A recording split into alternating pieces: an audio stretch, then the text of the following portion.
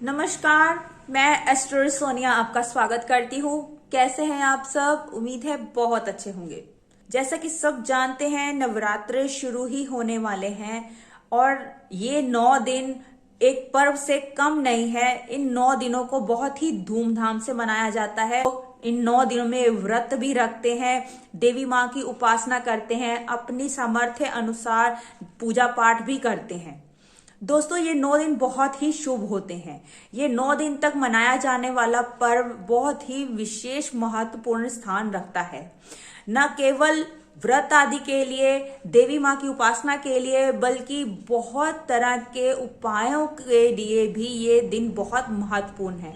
ये दिन ऐसे होते हैं कि आप यदि पूरे साल भर में भी कोई काम नहीं कर रहे हैं तो आप इन 9 दिनों में वो कार्य कर सकते हैं। आपको कोई मुहूर्त या कोई पंचांग देखने की जरूरत भी नहीं।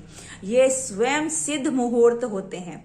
किसी भी शुभ कार्य को करने के लिए नवरात्रि के किसी भी दिन उस कार्य को किया जा सकता है। ये इतने शुभ दिन होते हैं। यदि आप कोई भी मंगल कार्य करना चाहते हैं, अपने घर में कुछ भी नया खरीदना चाहते हैं, कुछ नया व्यवसाय शुरू करना चाहते हैं, तो इन 9 दिनों से अधिक शुभ कोई दिन नहीं है।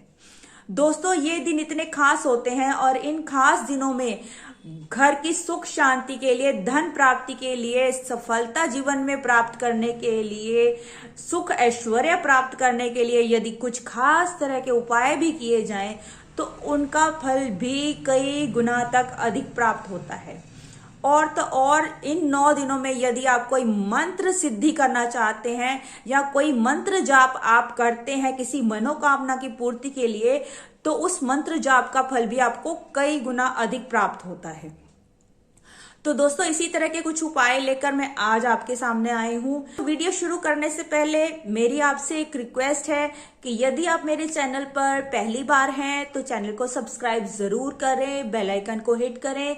मेरी हमेशा कोशिश रहती है कि मैं आपके लिए आसान, सरल और बहुत ही काम के उपाय लेकर आऊं, जो कि करने में भी आसान हो और खर्च भी कम हो और उपाय पूर्णतः आपको फल प्रदान करे। तो दोस्तों, देर ना करते हुए वीडियो शुरू करते हैं। दोस्तों, यदि आप चाहते हैं कि आपके घर में धन का स्थायी वास हो, आपको सभी कार्यों में सफलता प्राप्त हो, क्योंकि प्रत्येक व्यक्ति जो भी कार्य करता है धन कमाने के लिए करता है, जिससे वो अपने परिवार को चला सके, अपनी जरूरतों को पूरा कर सके। कई बार पूर्ण मेहनत करने के बाद भी सफलता हासिल नहीं होती है, उतने धन की प्राप्ति नहीं होती है। तो ये उपाय बहुत ही कारगर है और आजमाया हुआ है। आपको क्या करना है, ये उपाय नवरात्रि के पहले दिन आपने शुरू करना है। आपको चाहिए एक मोती शंख, अक्षत और आपने साथ में एक अखंडित दीपक जलाना है। सुबह, नवरात्रि के पहले दिन सुबह नहा धोकर आपने साफ वस्त्र धारण करने हैं। आपने मोती शंख को मंदिर में स्थापित करना है और एक अखंडित दीपक प्रज्वलित करना है। ध्यान रखिएगा कि ये दीपक 9 दिन तक जलना चाहिए, इसलिए आप अखंडित दीपक जलाएं, चाहे वो देसी घी का हो, चाहे वो सरसों के तेल का हो। मोती शंख अपने सामने रखना है, साथ में जो अक्षत रखने हैं वो अखंडित होने चाहिए। आपने एक मंत्र जाप करना है। मंत्र आप स्क्रीन पर देख पा रहे हैं। ओम ह्रीम श्रीम लक्ष्मीभ्यो नमः। आपने इस मंत्र का जाप करना है।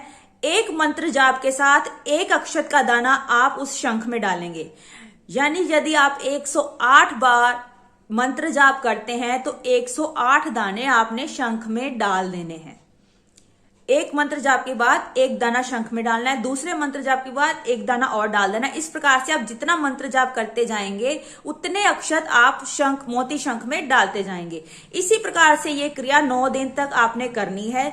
9 दिन के बाद 10वें दिन जब आप नवरात्रि का पारण हो जाएगा तो 11वें दिन आपने मोती शंख और अक्षत एक साफ स्वच्छ सफेद कपड़े में लपेट लेने हैं।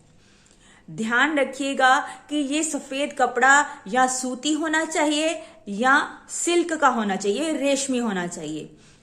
आपने सूती या रेशमी कपड़े के बीच में मोती, शंख और अक्षत इनको लपेट करके अपने घर में तिजोरी में रख देना है। आप अपने धन रखने के स्थान पर, अपने व्यापार के स्थल पर भी इसे रख सकते हैं। ऐसा करने से आपके घर में धन का स्थायी वास होगा। आपके कार्यों में आने वाली रुकावटें दूर होंगी, आपको पूर्णतः सफलता प्राप्त होगी और आपके घर में कभी भी धन की कमी नहीं होगी। खुद ब खुद इस तरह के मार्ग बनते जाएंगे, खुलते जाएंगे कि आपके घर में धन का आगमन बढ़ने लगेगा। बहुत ही अचूक उपाय है। इस नवरात्रि ये उपाय अवश्य से कीजिए। अगला उपाय है, यदि आप चाहते हैं कि आपके घर में धन की वर्षा हो, धन धान्य की कमी ना रहे, आप चाहते हैं कि आपके घर में अनेकों धन के मार्ग खुलें, तो उसके लिए आपको क्या करना है? नवरात्रि के पहले दिन आपने 1 मुट्ठी गेहूं, 1 मुट्ठी धान, 9 हल्दी की साबुत गांठ और थोड़ा सा देसी कपूर, भीमसेनी कपूर या देसी कपूर ही आपको लेना है। जो टिकिया वाला कपूर आता है वो पूर्णतः शुद्ध नहीं होता, इसलिए आपने वो कपूर नहीं लेना है। ये सारी सामग्री को आप एक साफ सुथरे सूती या रेशमी पीले कपड़े में रख कर मंदिर में स्थापित कर देंगे। 9 दिन तक आप अखंडित दीपक प्रज्वलित करेंगे, देवी की उपासना करेंगे।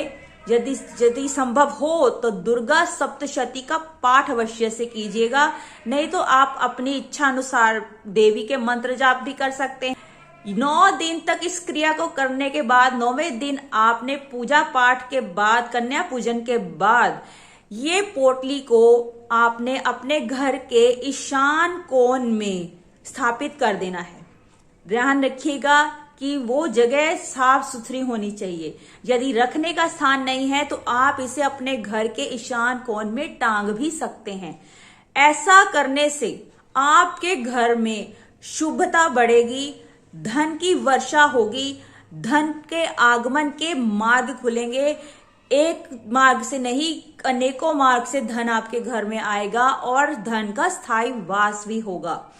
बहुत ही अच्छा उपाय है। ये उपाय भी आप अवश्य से कीजिएगा, आपके घर में बरकत बढ़ने लगेगी। अगला उपाय, यदि आप भी देवी माँ को प्रसन्न करना चाहते हैं तो इस नवरात्रि आप 9 दिन तक ये उपाय करेंगे। आपको क्या करना है, एक लाल चुनरी में आपने मखाने रखने हैं, देवी माँ को अर्पित करना है। साथ में आप 7 हरी इलायची और थोड़ी सी मिश्री, जो धागे वाली मिश्री होती है, वो मिश्री आपने लेनी है। आपने ये 9 के 9 दिन तक देवी माँ को अर्पित करना है और माँ से प्रार्थना करनी है कि वो अपनी कृपा उन पर बरसाएं और आप जिस भी मनोकामना की पूर्ति के लिए ये उपाय करेंगे, आपकी वो मनोकामना अवश्य से पूरी होगी। पूरी श्रद्धा के साथ ये उपाय कीजिएगा, आपको आपकी इच्छा अवश्य पूरी होगी। तो दोस्तों, ये तो थे बहुत ही खास और अचूक उपाय जो आप नवरात्रि के 9 दिनों तक कर सकते हैं और देवी माँ की कृपा प्राप्त कर सकते हैं। साथ ही आप धन प्राप्ति के लिए भी इन उपायों को कर सकते हैं। और आज के लिए इतना ही। आने वाले वीडियोस में मैं और भी बहुत अच्छी सी जानकारी लेकर आपके सामने हाजिर होंगी। यदि आपको जानकारी अच्छी लगे तो वीडियो को लाइक और शेयर जरूर से कीजिएगा। देवी माँ आप सब पर अपनी कृपा बनाए रखें, उनका आशीर्वाद आपको इसी तरह से प्राप्त होता रहे। इसी मंगल कामना के साथ आज मैं आपसे आज्ञा लेती हूँ। आज के लिए इतना ही। नमस्कार, धन्यवाद।